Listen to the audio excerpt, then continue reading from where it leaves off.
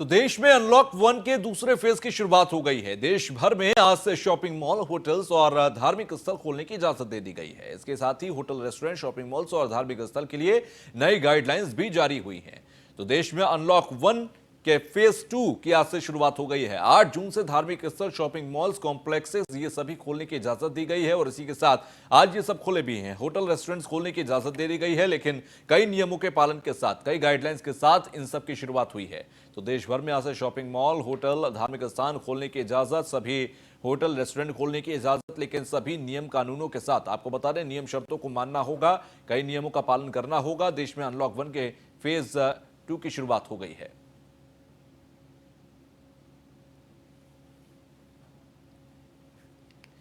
तो धार्मिक स्थल में प्रवेश के लिए कुछ नियम बनाए गए हैं। वो नियम क्या क्या हैं वो हम आपको बताते हैं। एक दूसरे से 6 फीट की दूरी रखनी होगी। इसके अलावा mask, sanitiser, Aarogya Setu app ये आपके फोन में भी होना चाहिए। आरोग्य सेतु ऐप आपके फोन में होना चाहिए। इसके बाद साबुन से हाथ धोने का इंतजाम वहां पर होना चाहिए। इसके अलावा जूते, चप्पल गाड़ी में ही उतारने होंगे। प्रार्थना, इबादत के लिए घर से चटाई लाएं। मूर्ति, किताब छूने पर मनाही है। प्रसाद भी नहीं मिलेगा। तो वहीं भजन कीर्तन का सामूहिक कार्यक्रम नहीं किया जाएगा किसी भी मंदिर, गुरुद्वारे, मस्जिद, गिरजाघर के अंदर। तो किसी भी धार्मिक स्थान पर जाने के लिए और उनको खोलने के लिए, कपाट खोलने के लिए इन नियमों को मानना होगा। तो वहीं आज से रेस्टोरेंट और होटल्स भी खोल दिए गए। उनके लिए क्या नियम है वो भी हम आपको बता देते हैं। इन होटल्स और रेस्टोरेंट जो कि आज खोले जाएंगे उनमें मास्क, सैनिटाइजर की व्यवस्था होनी चाहिए। इसके अलावा आरोग्य सेतु ऐप सभी के फोन में डाउनलोड होनी चाहिए। साबुन से हाथ धोने का इंतजाम वहां पर हो। इसके अलावा 50% की सीटिंग कैपेसिटी वहां पर होनी चाहिए। डिस्पोजेबल मेन्यू और नैपकिन का इस्तेमाल हो। इसके अलावा हर इस्तेमाल के बाद टेबल को सैनिटाइज करना होगा। पूरे सैनिटाइजेशन उस टेबल के पास करना होगा। उसके बाद ही उस टेबल को किसी दूसरे ग्राहक को दिया जाए। ऑर्डर और पेमेंट ऑनलाइन करने पर जोर दिया जाए। इसके अलावा एलिवेटर पर सीमित ही लोग चढ़ पाएंगे। इसके अलावा पार्किंग में गाड़ियों को सैनिटाइज करना भी जरूरी होगा। तो ये होटल्स और रेस्टोरेंट के लिए नियम रहेंगे। अब बात करते हैं शॉपिंग मॉल्स की। शॉपिंग मॉल्स और कॉम्प्लेक्सेस के अंदर जाने से पहले और उनको खोलने से पहले क्या इंतजाम करने होंगे आपको बता देते हैं। एक दुकान पर एक वक्त में 5 ग्राहक ही मंजूरी है। उनको ही मंजूरी है। 5 से ज्यादा ग्राहक अंदर नहीं जा सकते। इसके अलावा लिफ्ट, एस्केलेटर्स में सीमित लोगों की एंट्री ही होगी। इसके अलावा फूड कोर्ट में आधी ही सीटें भरी जाएंगी। मल्टीप्लेक्स और किड्स प्ले एरिया बंद रहेंगे। शोरूम में चेंजिंग एरिया अभी भी बंद ही रहेगा। तो एक दुकान पर एक वक्त में 5 ग्राहकों से ज्यादा मंजूरी नहीं होगी। यानी कि शॉपिंग मॉल्स और कॉम्प्लेक्सेस खोलेंगे, लेकिन उतनी रियायतों के साथ नहीं जितनी रियायतों के साथ पहले हुआ करते थे। बहुत कुछ बदला हुआ इस बार होगा।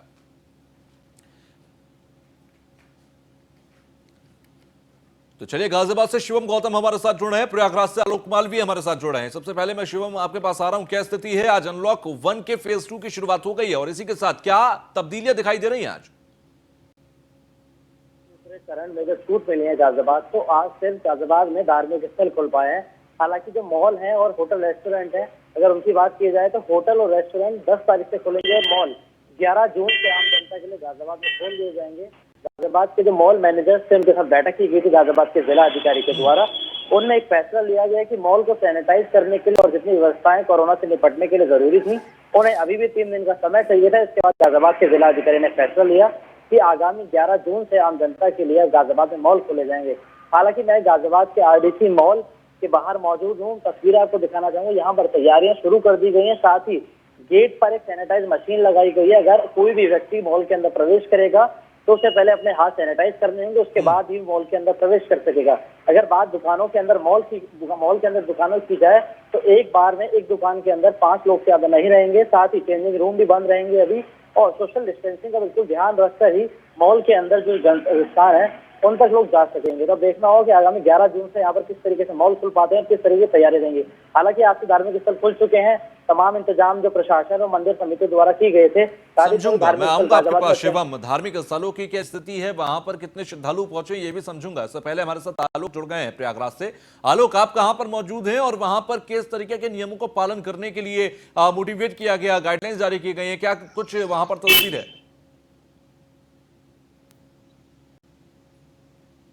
और इस मंदिर के कपाट है वो भी 12 बजे बंद कर दिए गए हैं, क्योंकि सुबह से 3 बजे से ही श्रद्धालुओं का तांता लगा था। कल ही मंदिर को सैनिटाइज किया गया था। सैनिटाइज करने के बाद आलोक, आपकी आवाज ठीक तरीके से आ नहीं पा रही, हम दोबारा आपसे संपर्क करेंगे। तब तक शिवम के पास मैं रुख करता हूं। शिवम, धार्मिक स्थलों का जिक्र आप कर रहे थे। धार्मिक स्थलों की बात करें, आप गौरीशंकर मंदिर और कई ऐसे मंदिर हैं गाजियाबाद के अंदर, काफी महत्व रखते हैं, कई बड़ी संख्या में उनके श्रद्धालु हैं, भक्त हैं, वो आज उन मंदिरों में पहुंचे होंगे। गाजियाबाद की क्या स्थिति है? क्या मंदिर खुले हैं, और खुले हैं तो कितने गाइडलाइन के साथ? देखिए, करीब 78 दिन बाद आज गाजियाबाद में धार्मिक स्थल खुले हैं। अगर बात गाजियाबाद के प्राचीन विदुषनाथ मंदिर की करें तो यहाँ पर मंदिर समिति की तरफ से गेट पर सैनिटाइज टनल बनाई गई, जिसमें थर्मल स्क्रीनिंग के बाद सैनिटाइज टनल होने के बाद ही प्रवेश कर पाएंगे लोग अंदर। साथ ही गोला घेरे बनाए गए, इसमें सोशल डिस्टेंसिंग का ध्यान रखा जाए। और साथ ही जो मंदिर की गर्भगृह है, जहाँ पर शिवलिंग है, वहां पर सिर्फ 4 लोग एक बार में ही रुक पाएंगे। साथ ही किसी भी स्थान को छूने की परमिशन नहीं है। साथ ही इस बार भजन कीर्तन और प्रसाद की भी बंद कर दी, क्योंकि लगातार मंदिर समिति और जिला प्रशासन की बैठकें चल रही थी। कल एक बैठक ली गई, इसमें फैसला लिया गया कि मंदिर में ना तो किसी प्रकार के भजन कीर्तन होंगे, साथ ही गुरुद्वारे में किसी प्रकार के भजन कीर्तन होंगे, और ना ही कोई प्रसाद बांटा जाएगा। और किसी भी वस्तु को आप छू नहीं सकेंगे, क्योंकि बेहद सतर्कता बरती जा रही है। सोशल डिस्टेंसिंग का ध्यान रखना होगा और हर 15 मिनट में आपको हाथ वॉश करने होंगे, सैनिटाइज करने होंगे। तो कहीं ना कहीं धार्मिक स्थल खुल चुके हैं। लोगों में जो एक बहुत ही 78 दिन से गाजियाबाद में धार्मिक स्थल बंद थे, तो कहीं ना कहीं लोगों में खुशी भी है, क्योंकि लोगों की आस्था जुड़ी हुई थी। आज वो आस्था खुल गई है और लोग दर्शन कर पा रहे हैं, मंदिरों में जाकर, गुरुद्वारे में जाकर, मस्जिद में जाकर। अब देखना हो कि आखिर आगामी 11 जून से किस तरीके से मॉल खुलते हैं गाजियाबाद में, और आगामी 10 जून से गाजियाबाद में होटल और रेस्टोरेंट भी खुलेंगे। प्रशासन ने हालांकि तैयारी पूरी कर ली है, मॉल मैनेजर से बैठक भी करी है। अब मॉलों में तैयारियां शुरू कर दी गई हैं कि 11 जून से गाजियाबाद में मॉल खुल सकें, और कोरोना से निपटने के लिए इतने भी एहतियात बरतने चाहिए, उन सबको पूर्णतः कर ले जाए। उसके बाद ही गाजियाबाद में मॉल खुलेंगे और लोग जो है वो मॉल में आराम से खरीदारी कर सकेंगे, और उसके बाद आराम से अपने घर भी जा सकेंगे। ठीक है आलोक, का हम रुख करते हैं। आलोक, प्रयागराज में, इससे पहले आपसे आवाज हम तक नहीं पहुंच पा रही थी, प्रयागराज में स्थिति क्या है तमाम गाइडलाइंस को देखते हुए, धार्मिक स्थानों को देखते हुए, या तमाम शॉपिंग मॉल्स को देखते हुए, और इस वक्त आप कहां पर मौजूद हैं? जी तुषार, प्रयागराज धर्म नगरी है, तीर्थराज प्रयाग बोला जाता है, और यहाँ पर धार्मिक स्थलों की अगर हम बात करें तो धार्मिक स्थलों को जो सैनिटाइज करने की व्यवस्थाएं हैं वो 2 दिन से ही चल रही थी, और पूरे धार्मिक स्थलों को सैनिटाइज किया गया। इसके साथ डीएम भानुचंद गोस्वामी ने सारे धर्म गुरुओं के साथ एक मीटिंग की। मीटिंग करने के साथ जो गाइडलाइन है उसे जारी की है। गाइडलाइन जारी करने के बाद जो मंदिर के अंदर प्रवेश है, उस प्रवेश के लिए गाइडलाइन जारी की गई है कि एक साथ श्रद्धालुगण प्रवेश नहीं कर सकेंगे, धीरे धीरे और सोशल डिस्टेंसिंग के साथ ही श्रद्धालुगणों का प्रवेश होगा। इसके लिए जो मंदिर है, मंदिर के अंदर गोले बनाए गए हैं कि सोशल डिस्टेंसिंग बरकरार रहे। हम इस समय रामबाग हनुमान मंदिर पर मौजूद है, और यहाँ के जो मुख्य पुजारी हैं दीपक शास्त्री जी, वो हमारे साथ मौजूद हैं। उनसे कुछ जानकारी लेने की कोशिश हम करते हैं। तुषार, क्या कहेंगे महाराज? जी, अब अभी तक तो लॉकडाउन की वजह से बंद थे मंदिर हमारे, पर सैनिटाइज कर दिए गए हैं, और भक्तों को दर्शनार्थ के लिए प्रातः काल से खोले जाएंगे। उनके लिए दूरियों का बनाया गया है गोला, जिससे वो दूरी रहे। और क्या कहते हैं, 12 बजे तक मंदिर खुलते हैं, सुबह 4 बजे से। इस तरह जो हम लोग दूरी बना करके भक्तों को दर्शन कराने की जो है शिक्षा देंगे कि वो दूर से। गर्भगृह में हमारे यहाँ जाने का कोई प्राविधान नहीं है। कुछ मंदिरों में तो लोग गर्भगृह तक चले जाते हैं, पर हमारे यहाँ अनादिकाल से ही जो है गर्भगृह में जाने का कोई परंपरा नहीं है। क्या मंदिर में घंटा बजा सके? नहीं, घंटा बंद कर दिए गए, घंटे जो है बंद करवा दिए गए सब।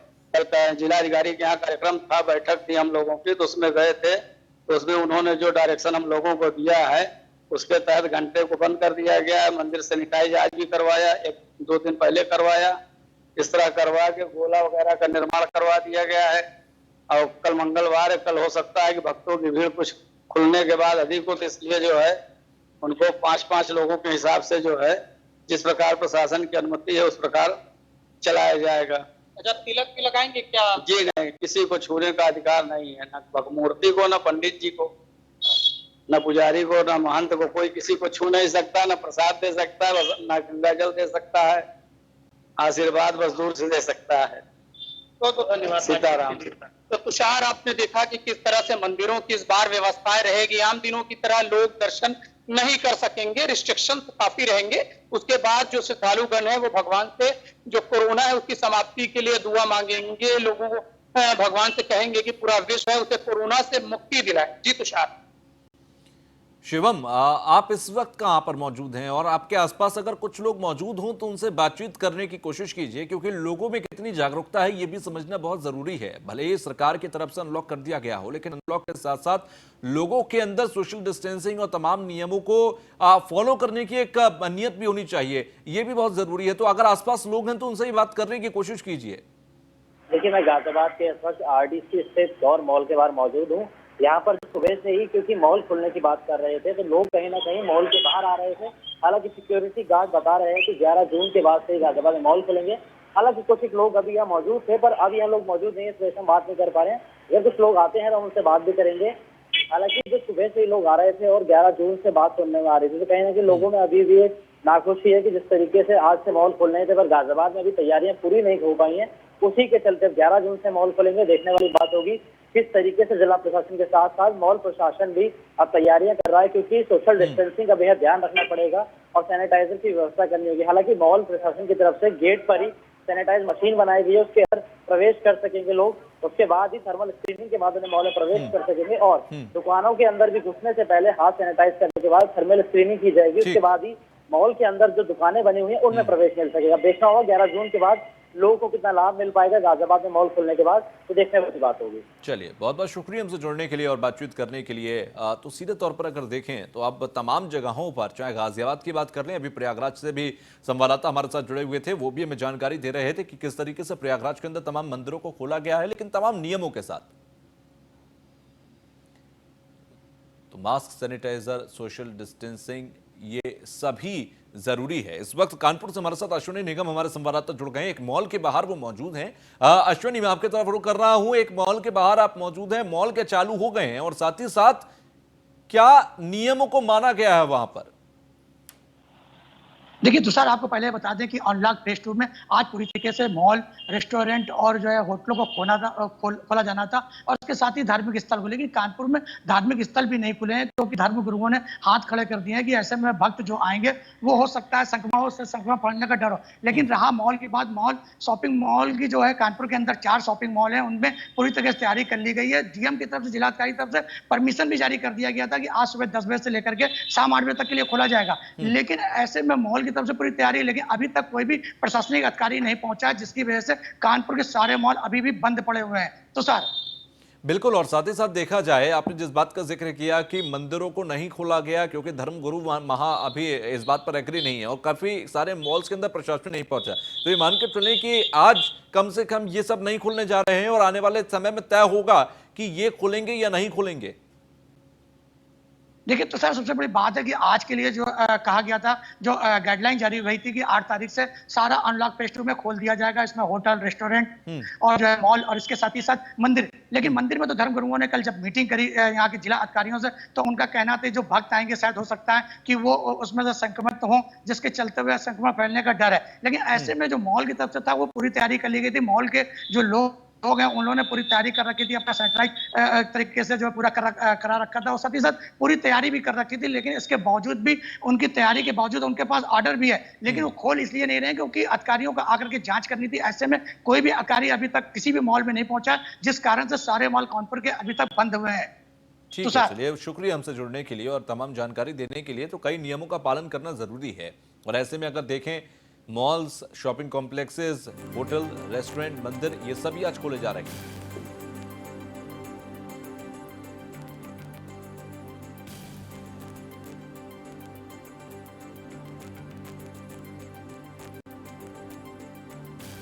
तो मॉल जाने से पहले इन बातों का ख्याल रखें। फूड कोर्ट से आधी ही सीटें भरी जाएंगी। इसके अलावा रेस्टोरेंट और होटल के लिए तमाम नियम लागू किए गए हैं।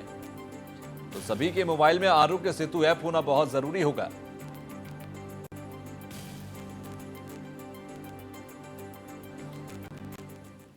तो काशी विश्वनाथ मंदिर के बाहर से इस वक्त हमारे साथ सुजीत पटेल जुड़े, हमारे संवाददाता। सुजीत, काशी विश्वनाथ मंदिर को लेकर आज खुलने की बातचीत थी, क्या मंदिर खुला है और वहां पर श्रद्धालु पहुंचे हैं? ये बताते, काशी विश्वनाथ मंदिर में आज मुख्यमंत्री योगी आदित्यनाथ आएंगे, तब उसके बाद इसका निरीक्षण करने के बाद आला अधिकारियों के साथ आएंगे, निरीक्षण करेंगे। उसके बाद कल से खोला जा सकता है काशी विश्वनाथ मंदिर। जैसे पूरी सुरक्षा व्यवस्था की बात की जाए और घेरा बना दिया गया गोल, और जगह जगह गोल घेरा बना के 5 लोगों को अंदर जाने दिया जाएगा और झांकी दर्शन होगा कल से काशी विश्वनाथ मंदिर में।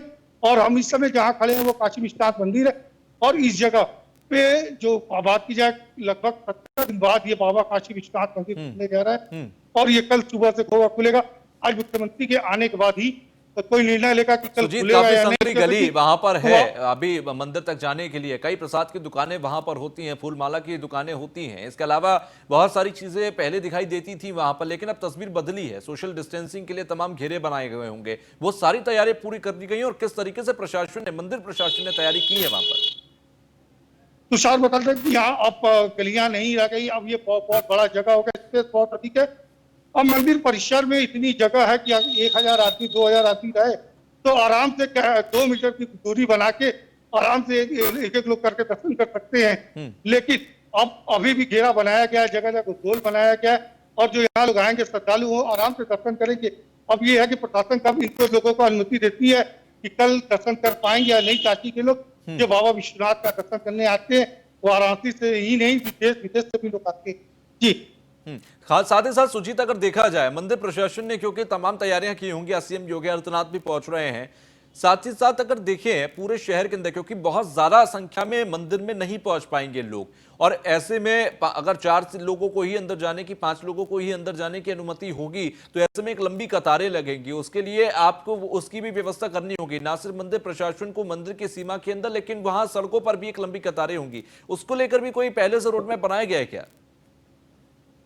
जी प्रसाद, जो मंदिर प्रशासन की ओर से बनाया गया कि लगभग 5 लोग ही दर्शन कर पाएंगे, और 5 लोग दर्शन करके जब आएंगे तो फिर दूसरों को छोड़ा जाएगा, और जगह जगह सोशल डिस्टेंसिंग की लोगों को पालन कराया जाएगा, और मास्क लेके लोग आएंगे, और मंदिर में लगभग 5 बार सैनिटाइजर से धुला जाएगा, जिससे आरती होती है, भोग लगता है, तब तक सफाई होगी, उसके बाद साफ सफाई व्यवस्था के बाद ही पूरा लोगों को अंदर जाने दिया जाएगा। और रही जगह जगह रोड पे भी गोला बनाया गया, देखना है कि अब जब कल मंदिर खुलता है तो लोग कैसे दर्शन कर पाते हैं। जी ठीक है, मैं लौटता हूं आपके पास। फिलहाल आपको बता दें कि देश में अनलॉक होने की स्थिति में हम हैं, और अनलॉक होने के लिए आज फेज 2 के तहत मंदिरों को खोल दिया गया है, तमाम जगहों को खोला गया है, होटल, रेस्टोरेंट, शॉपिंग मॉल्स खोले गए हैं। मेरठ से मोहसिन हमारे साथ जुड़े हैं हनुमान मंदिर के बाहर से। मोहसिन, आज हनुमान मंदिर खुला है क्या, और श्रद्धालु वहां पर पहुंचे और किस तरीके की तस्वीर तामील हुई है आज? देखिए तुषार, मैं आपको बता दूं कि जो मेरठ की तस्वीर है वो दूसरे शहरों से बिल्कुल अलग है। जिस तरह से उत्तर प्रदेश सरकार की ओर से गाइडलाइन जारी हुई थी कि 8 जून से, यानी कि आज से जितने भी रेस्टोरेंट है या मंदिर है या फिर मस्जिद है, गुरुद्वारे हैं या गिरजाघर है, वो सभी खोल दिए जाएंगे। लेकिन मेरठ में तस्वीर दूसरी है। मेरठ के तकरीबन 51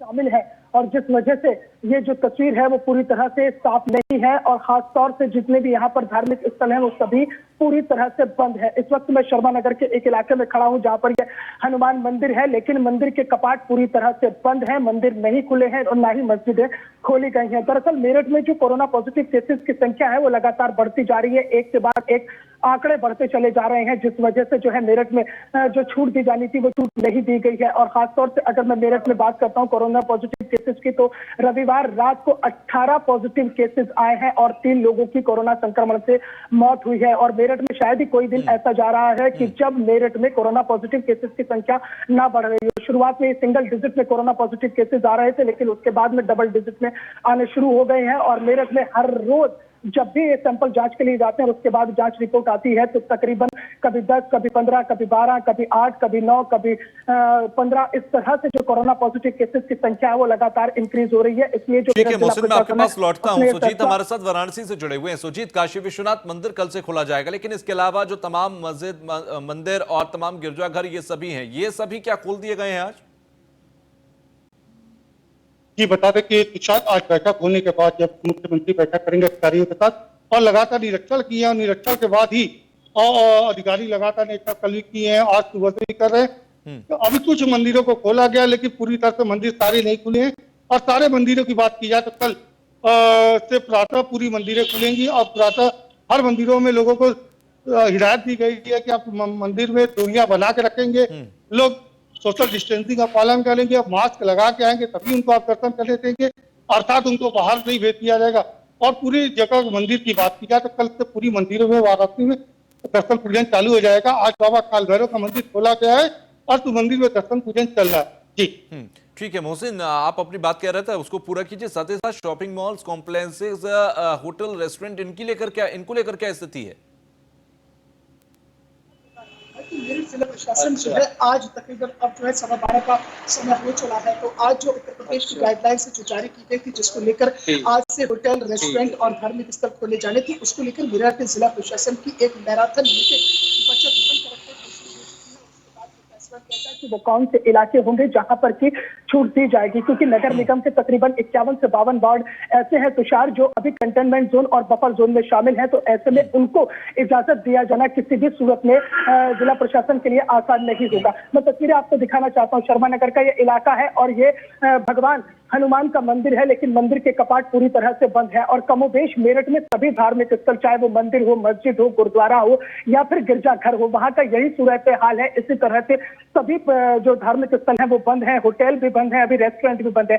आज फैसला लिया जाना है और शाम तक ये तस्वीर साफ होगी कि मेरठ में कौन से इलाकों को खोला जाएगा और कहां पर धार्मिक स्थलों को खोलने की इजाजत दी जाएगी, होटल, रेस्टोरेंट और मॉल्स को खोलने की परमिशन दी जाएगी। क्योंकि में तुषार कोई भी दिन ऐसा नहीं जा रहा है कि जब कोरोना पॉजिटिव केसेस की संख्या लगातार ना बढ़ रही हो। रविवार की अगर मैं बात करूं तो 18 कोरोना पॉजिटिव केसेस मिले और इसके साथ ही साथ मेरठ शहर के साथ साथ जो मेरठ का देहात का इलाका है वहां पर जो हॉटस्पॉट की संख्या है वो और ज्यादा बढ़ गई है, या मैं यूं कहूं कि जो हॉटस्पॉट है वो नए हॉटस्पॉट उभर कर सामने आ रहे हैं। तो ऐसे में जिला प्रशासन के लिए बेहद मुश्किल हो जा रहा है कि वो कहां पर छूट दे और कहां पर छूट ना दे। लेकिन लगातार जो भारतीय जनता पार्टी समर्थित व्यापार ये भी समझना चाहेंगे तमाम शॉपिंग मॉल्स के अंदर, कॉम्प्लेक्सेस के अंदर, होटल, रेस्टोरेंट के अंदर अगर लिमिटेड सीट्स पर ही या लिमिटेड लोगों को ही आने की अनुमति होगी तो ऐसे में उनके जो एक्सपेंसेस हैं उनको निकालने में बहुत ज्यादा समस्या होगी। इसको लेकर भी क्या इन लोगों की तरफ से कोई बात कही जा रही है?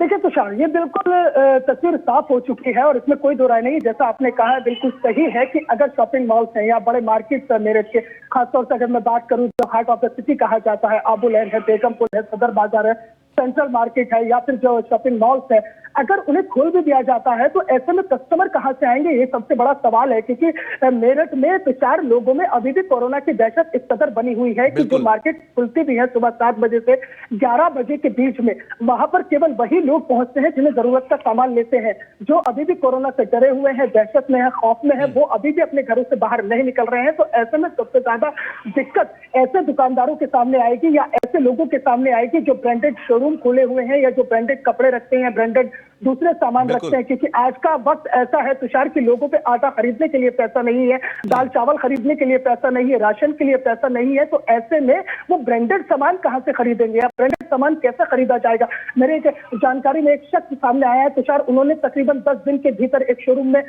उनका शोरूम चलाते हैं और उन्होंने 10 दिन के भीतर केवल 150 रुपए कमाए हैं तुषार। तो इससे अंदाजा लगाया जा सकता है कि अगर दुकानें खुल भी जाएंगी और मार्केट खुल भी जाएगा, ये भी एक बहुत बड़ी समस्या आएगी कि आप दुकान खोलेंगे या मॉल्स खोलेंगे तो वो एक एक्सपेंसेस के तौर पर डेली मीटर उनका चलेगा और वो अगर नहीं निकला तो एक बड़ी समस्या वहां पर भी खड़ी होगी। बहुत बहुत शुक्रिया आप दोनों का हमसे जुड़ने के लिए, बातचीत करने के लिए। खबरों में आगे बढ़ते हैं। कोरोना वैश्विक महामारी के चलते पूरे देश में लॉकडाउन कर दिया गया था। ऐसे में तमाम धार्मिक स्थलों को भी बंद कर दिया गया था। अब लगभग 78 दिनों बाद सभी धार्मिक स्थलों को शर्तों के साथ खोल दिया गया है। गाजियाबाद के प्राचीन दूधेश्वर नाथ मंदिर में मंदिर समिति की तरफ से कोरोना से निपटने के लिए एहतियात बरते गए हैं। मंदिर में प्रवेश गेट पर सैनिटाइजेशन टनल बनाई गई है। कोई भी श्रद्धालु मंदिर में प्रवेश करते समय इस सैनिटाइजेशन टनल में होकर ही अंदर प्रवेश कर सकेगा।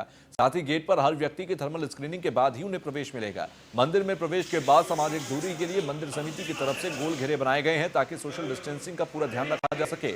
आपको बता दें कि मंदिर के गर्भगृह में हमेशा भीड़ रहती है, लेकिन अब मंदिर के गर्भगृह में सिर्फ 4 लोगों को ही इजाजत होगी। हमारे संवाददाता शिवम गौतम ने मंदिर की समिति की तरफ से की गई तैयारियों पर बातचीत की है।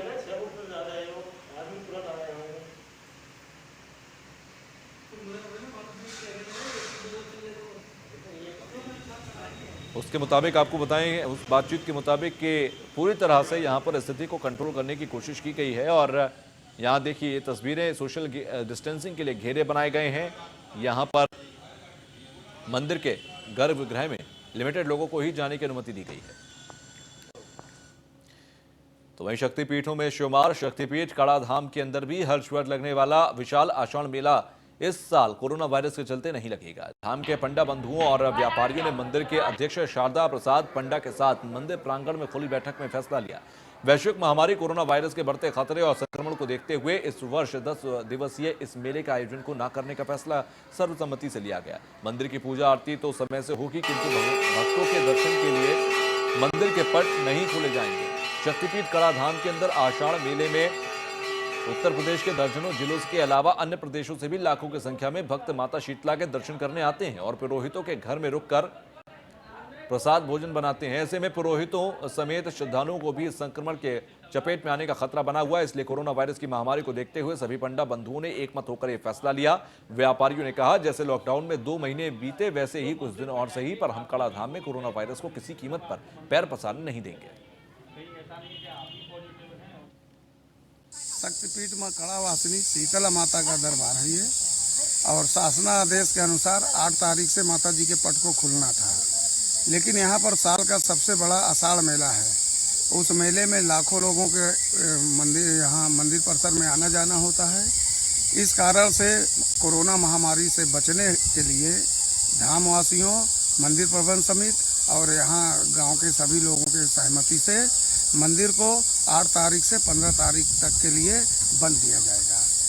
तो वहीं तीर्थराज प्रयागराज के अंदर मंदिरों को खोलने के लिए तैयारियां पूरी कर ली गई, लेकिन कोरोना संक्रमण को लेकर अब 4 दिन की तरह आम मंदिर को खोलने के लिए भी श्रद्धालुओं को दर्शन नहीं मिलेगा। आपको बता दें, मंदिर प्रशासन ने मंदिर के गर्भगृह में श्रद्धालुओं को जाने पर रोक लगा दी है। तो मस्जिदों में भी इमाम के साथ 3 लोग ही रह सकेंगे। मंदिर और मस्जिद को सैनिटाइज करने का काम पूरा कर लिया गया है। संगम नगरी प्रयागराज के आलोपिन देवी मंदिर से हमारे संवाददाता आलोक मालवीय ने एक रिपोर्ट भेजी है। 2 महीने के बाद देवालय खुलने के आदेश हुए हैं। उसके बाद आप देख सकते हैं ये अलोप संकरी आलोपिन देवी माता का मंदिर है और मंदिर में सैनिटाइजिंग की व्यवस्थाएं किस तरह से की जा रही हैं। इतने लोग लगकर यहाँ पर सैनिटाइज कर रहे हैं पूरे मंदिर को, ताकि भक्त और श्रद्धालु गण आए तो श्रद्धालु गणों को किसी तरह की कोई दिक्कत ना हो और कोरोना की जो महामारी है उससे बचाव हो सके। तो जिस तरह से यहाँ पर तैयारी है वो आप देख सकते हैं। हालांकि श्रद्धालु दर्शन करने तो आ सकेंगे, लेकिन वो किसी तरह का कोई पुष्प नहीं चढ़ा सकेंगे माँ को, और ना ही वो घंटा बजा सकेंगे, आरती भी नहीं कर सकेंगे। तो इन सारी व्यवस्थाओं के साथ यमुना पुरी जी महाराज हमारे साथ हैं, जो कि मंदिर के व्यवस्थापक और पुजारी हैं। क्या कहेंगे महाराज इस विषय में? काफ़ी दिनों बाद मंदिर खुले हैं और इसमें हम सभी प्रयागराज में एक प्रसिद्ध 51 पीठों में से एक शक्तिपीठ है, भगवती आलोपी देवी शक्तिपीठों में है। तो हम यही अनुरोध करते हैं सबसे, आज डीएम साहब से और कमिश्नर साहब और डीआईजी वगैरह सब आए हुए थे, प्रशासनिक अधिकारी, उन सब से भी सभी धर्मों के जो मंदिरों के जो प्रतिनिधि उन सबको बुलाया गया था और वहाँ मीटिंग हुई। तो उस मीटिंग में यही हुआ और हम लोग भी सब उनका सहयोग करेंगे हर तरीके से प्रशासन का, लेकिन प्रशासन से भी हम सहयोग चाहेंगे, खासकर पुलिस प्रशासन से। और प्रयागराज के जो श्रद्धालुगण हैं, निवासी हैं, हम उनसे यही अपेक्षा रखते हैं कि मंदिर आपका है, अपना मंदिर है। यहाँ मंदिर प्रशासन का आप भी सहयोग करें, उचित दूरी बना के रखें और मास्क वगैरह लेकर के रखें जी। और एक ये गोले ये लगा दिए गए हैं, देखो निशान लगा दिए गए हैं, तो उचित